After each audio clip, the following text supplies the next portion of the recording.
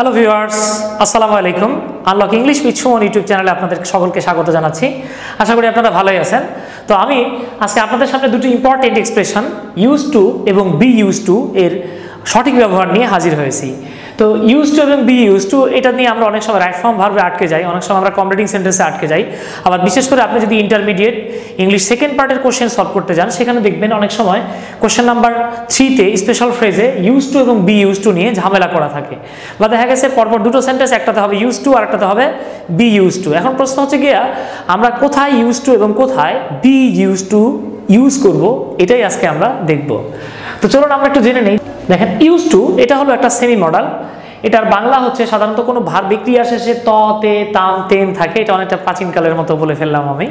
অর্থাৎ আপনি যদি অতীতকালে কোনো কিছু অতীতকালের অভ্যাস বোঝাতে চান, কোনো ব্যক্তির, সেটা হতে পারে নিজের বা অপরের, অতীতকালের অভ্যাস যদি বোঝাতে যাই আমরা, সেক্ষেত্রে ইউজ টু আমরা ব্যবহার করি। আর দেখেন বি ইউজ টু, এখানে বি বলতে এম, ইজ, আর, ওয়াজ, আর যে কোনো বি ভার্ব আর কি।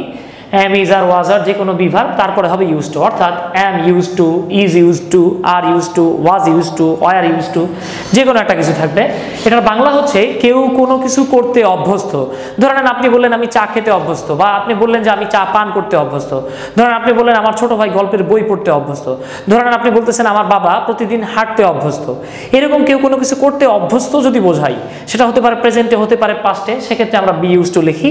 আর অতীতকালে কারো অভ্যাস যেটা বর্তমানে নেই, এরকম বোঝানোর জন্য আমরা শুধু ইউজ টু ব্যবহার করি। তো এই স্ট্রাকচারটা হচ্ছে, এক্ষেত্রে দেখেন আমরা যদি কখনো শুধু ইউজ টু লিখি, প্রথমে সাবজেক্ট ইউজ টু প্লাস ভার্বের বেস ফর্ম প্লাস এক্সটেনশন লিখবো। আর সাবজেক্টের পরে যদি ইউজ টু না লিখে আমরা বি ইউজ টু লিখে ফেলি, সেক্ষেত্রে আপনি আর ভার্বের বেস ফর্ম লিখতে পারবেন না, জাস্ট বেস ফর্মের সাথে কিঞ্চিত আইএনজি যোগ করে দিতে হবে। তো চলুন আমরা একটু উদাহরণ দেখে নেই। তো যেমন দেখেন আমি এখানে লিখে রেখেছি, Rupa use to talk to me in English. এখানে বলে রাখি, দেখেন যে টকের পরে, যেমন আপনি কাউকে বললেন যে তুমি আমার সাথে একটু কথা বলো, talk to me, not talk with me. দেখেন Rupa use to talk to me in English, Rupa আমার সাথে ইংরেজিতে কথা বলতো। এই যে দেখেন এটা, অর্থাৎ রূপা আমার সাথে কথা বলতো কিন্তু তার অভ্যাস ছিল ইংরেজিতে কথা বলা। আমরা যখন শুধু ইউজ টু লিখেছি, এরপরে লিখেছি টক, কিন্তু সেম সেন্টেন্স আমি যখন লিখলাম Rupa is use to talking to me in English, Rupa আমার সাথে ইংরেজিতে কথা বলতে অভ্যস্ত। অর্থাৎ সেম জিনিস দেখেন, শুধু ইউজ টু না লিখে আমি যখন বি ইউজ টু লিখলাম, তখন সাথে সাথে ভার্বের সাথে আইএনজি যোগ করতে হলো। এরপরে দেখেন he was use to wandering alone, সে একা একা ঘোরাফেরা করতে অভ্যস্ত ছিল। ওয়ান্ডার, WANDER, এই ওয়ান্ডার অ্যাবাউট বা ওয়ান্ডার শব্দের বাংলা অর্থ হচ্ছে উদ্দেশ্যহীনভাবে ঘোরাফেরা করা।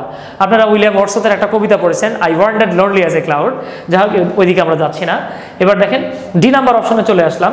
মোস্ট অফ আস, আমাদের বেশিরভাগেরই বা আমাদের বেশিরভাগ মানুষেরা are use to speaking the truth, সত্য কথা বলতে অভ্যস্ত। যদিও এটা আমি 180 ডিগ্রি উল্টা করে বলেছি। আমাদের বেশিরভাগ মানুষই আমরা মিথ্যা কথা বলতে অভ্যস্ত, বাট আমি এখানে তো আর মিথ্যা কথা লেখা যায় না, তাই লিখেছি মোস্ট অফ আস। আর যেহেতু এখানে বি চলে আসলো, তাই ইউজ টুর পরে আমরা আইএনজি যোগ করলাম।